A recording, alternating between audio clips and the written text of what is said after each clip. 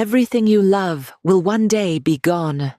Every person you know, every memory you hold, every version of yourself you have ever been. And yet, the ancient philosophers say this is not something to fear. It is the greatest secret to living fully. This is the philosophy of impermanence. Impermanence is simply this: nothing lasts forever. Every moment you experience is already passing as you experience it. The happiness you feel today will fade. The pain you carry right now will also fade. Everything is in constant motion, constant change. The ancient Greek philosopher Heraclitus said it best: you cannot step into the same river twice, because the river has changed, and so have you. But here is what makes this philosophy so powerful. Most human suffering comes not from change itself, but from our resistance to it. We suffer because we desperately want things to stay the same, and the universe is constantly proving us wrong. No tradition has explored impermanence more deeply than Buddhism. The Buddha taught that impermanence, or anicca in Pali, is one of the three fundamental truths of existence. Everything that arises will pass away.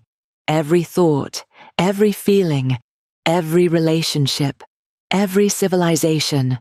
But the Buddha did not teach this to make us sad. He taught it as the path to freedom, because when you truly understand that nothing lasts, you stop clinging. And when you stop clinging, suffering dissolves. There is a famous Buddhist story of a king who asked his wise men to create something that would make him happy when he was sad, and sad when he was happy. They returned with a simple ring engraved with 4 words: "This too shall pass."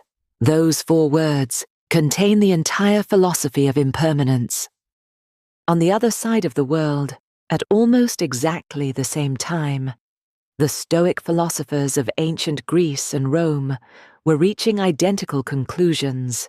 Marcus Aurelius, Emperor of Rome and one of history's greatest philosophers, wrote in his private journal, "Loss is nothing but change, and change is nature's delight." The Stoics practice something called memento mori, remember that you will die, not as a morbid exercise, but as a tool for living fully. When you remember that everything is temporary, every ordinary moment becomes extraordinary.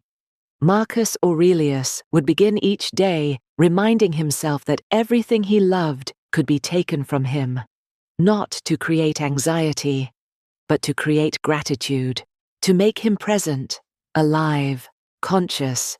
This is the paradox of impermanence.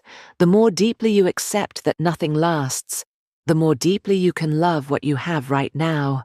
In ancient India, the Bhagavad Gita addressed impermanence with perhaps the most profound words ever written on the subject. Krishna tells Arjuna, "The soul is never born and never dies. It is eternal and unchanging. Only the body, like a garment, is put on and taken off." This teaching completely reframes impermanence. Yes, everything in the physical world changes and passes away, but that which is aware of the change, your consciousness itself, is permanent, eternal. The Vedic tradition teaches that our suffering comes from identifying with the temporary, our bodies, our possessions, our social status, our emotions. When we identify instead with the eternal consciousness within, impermanence loses its power to hurt us. This is not escapism. It is the deepest form of psychological freedom ever conceived. Here is what every ancient tradition agrees on. Impermanence is not your enemy. It is your greatest teacher. The Japanese have a concept called Wabi Sabi, finding beauty in things precisely because they are imperfect and temporary. A fallen leaf is beautiful because it will not last. A sunset moves you because you know it is already ending. Your life is the same. Every moment you are alive is a moment that will never come again. Every person you love is temporary. Every version of yourself is already passing, and that, say the philosophers, is exactly what makes it precious. The question is not how to make things last forever. The question is, are you fully present for the time that they exist? Because this moment, right now, is already passing, and it will never come again.